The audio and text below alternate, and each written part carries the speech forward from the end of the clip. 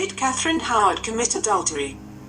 The fifth wife of King Henry VIII, who was executed in 1542 on charges of treason, Catherine Howard's reputation has long been tied up with ideas of sexual promiscuity and naivety.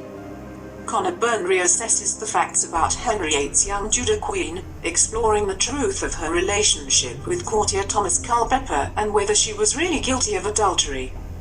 Catherine Howard is one of Henry VIII's lesser-known wives.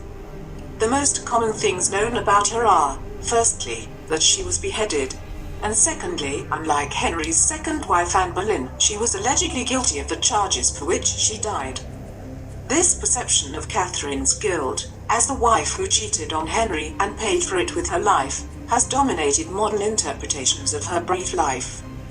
When I examined how Catherine has been written about in the years since her execution, what struck me perhaps most of all was the language that has been used by historians to characterize her. In the last half-century she has been described as a juvenile delinquent, a natural tart, an empty-headed wanton, a whore, and stupid and oversexed. This demonstrates the two dominant perceptions of her in historical writing, that she was stupid and promiscuous. Even Catherine's most outspoken defenders have defined her by her sexuality. Feminist writer Karen Lindsay praised Catherine in a 1996 account for seeking admiration from her lovers, for she was a woman who enjoyed sex and listened to her body's yearnings. Joanna Denny, whose 2005 biography of Catherine is extremely sympathetic, wrote that Catherine was a precocious and knowing girl with an attractive figure, thus explaining how she attracted Henry Minox and Frances Dereham. Antonia Fraser concluded in 1992 that Catherine was sexually awakened by the time she married Henry VIII. However, the fragmentary evidence indicates that it is problematic to interpret Catherine as a woman who enjoyed sex, and even more problematic to view her as an adulteress or as the wife who cheated on Henry VIII. Born most likely in the second half of 1523, Catherine was placed in the household of her step-grandmother, the Dowager Duchess of Norfolk, between 1531 and 1536. There she was involved in two premarital relationships with Minox and Dereham, both of whom were her social inferiors. Henry Minox was instructed to teach Catherine to learn musical instruments, and the two became sexually involved, although both denied having sexual intercourse. Catherine's testimony proves that she refused to surrender her virginity to the musician, although she did permit him to fondle her secretly, perhaps after being coerced at the age of 13 or so. As a member of the proud and ambitious Howard family, she was undoubtedly aware that marriage to Minox would have been unthinkable. Likewise, she could never have considered the possibility of marrying Frances Dereham, although he certainly seemed to assume that Catherine actually was his wife. Perhaps because he believed that she had consented to his sexual advances in 1538-9.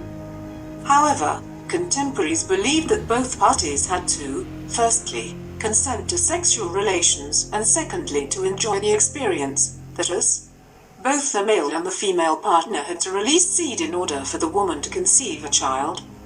If she did not conceive after sexual intercourse, it might be assumed that she had not enjoyed the experience.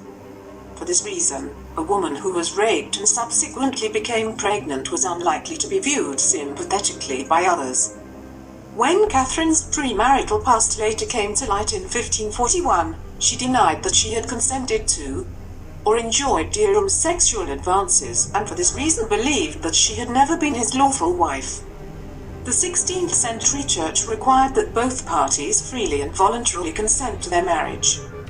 From this perspective, Catherine was, to all intents and purposes, an unmarried woman when she was placed in the household of Henry VIII's fourth wife Anne of Cleves in 1539.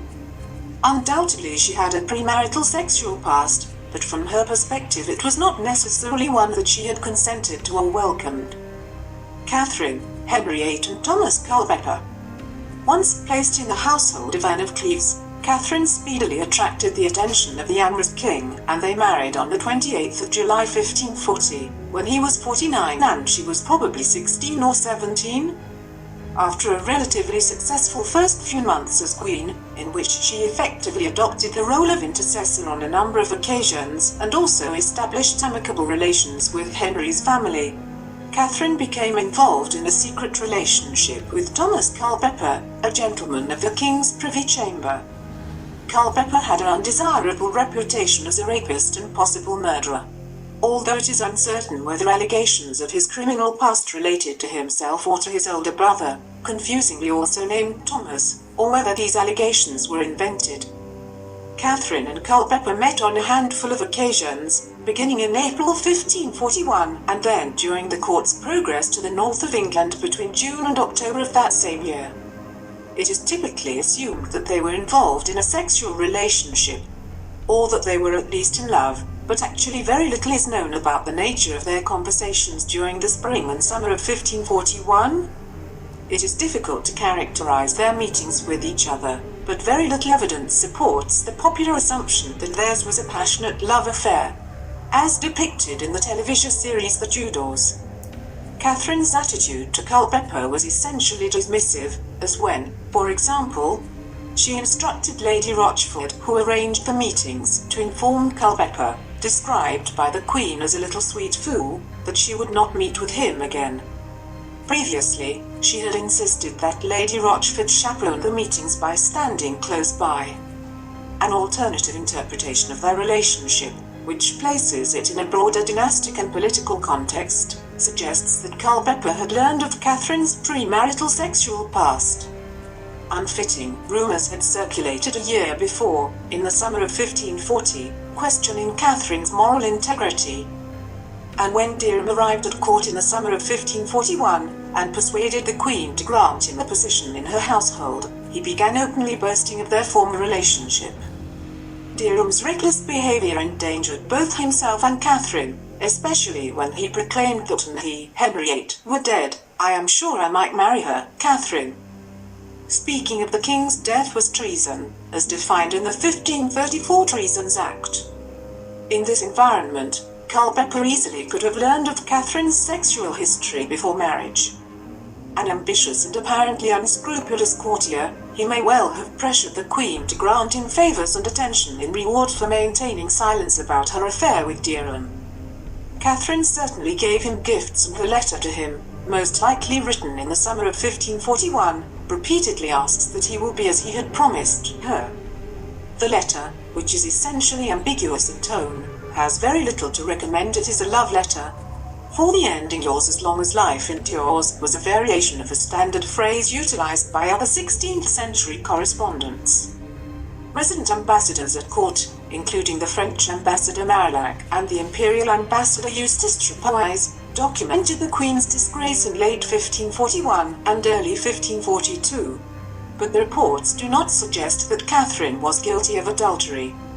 However, it was assumed by Henry's government that she had intended to commit adultery, while she was also accused of having concealed her premarital sexual past from the king. Marillac, for example, noted that Catherine was condemned on the basis of what she had done with Derham before marriage and for her conversations with Culpeper. Interestingly, he did not specify what the Queen and Culpeper had discussed in their private meetings, but he did record that Culpeper had not passed beyond words, although he may have intended to go further than conversation. Writing in the following century, John Weaver suggested that neither this Queen Catherine, Howard, nor Queen Anne Boleyn were anyway guilty of the breach of matrimony. Whereof they were accused indeed, Henriette did cut them off upon false suggestions. Clearly, it remained uncertain in the immediate decades after her death whether Catherine actually was guilty of adultery. Despite the caution of some early modern authors, including Weaver, modern historians have overwhelmingly concluded that Catherine was guilty of adultery during her brief marriage to Henriette. Although some early historians such as Agnes Strickland voiced doubts about whether Catherine was an adulteress, only in the last 15 years have more authors questioned whether she really was the wife who cheated on Henriette. Usually biographers such as David Starkey, who have doubted Catherine's label as an adulteress, have still maintained that she was in love with Culpeper. It is time for the still widespread perception of Catherine as an adulteress to be challenged. No convincing evidence proves without a doubt that she had a sexual relationship with Culpeper, and indeed, much of the evidence cited to prove her love for him does not indicate that she was infatuated or romantically involved with him. Catherine was sexually involved with both Minox and Derham, but neither liaison was a love affair, and she evidently attempted to distance herself from Derham, especially when he arrived at court and openly boasted of his former relationship with her. Then, surely to the surprise of her family, Catherine caught the king's eye in the spring of 1540 and was presented with the glittering prospect of becoming Queen of England. With the benefit of hindsight, she should have confessed her premarital past to Henry VIII, for she was later condemned for concealing it from him on the advice of her family. The ambitious Culpeper may well have learned of this dubious past and used it to obtain favor from the insecure queen, who was ultimately unable to silence those who knew of her past. Henry VIII never forgave her for keeping her past a secret from him, and it was this alleged deceit on Catherine's part, and not her supposed adultery with Culpeper, that led to her execution in 1542.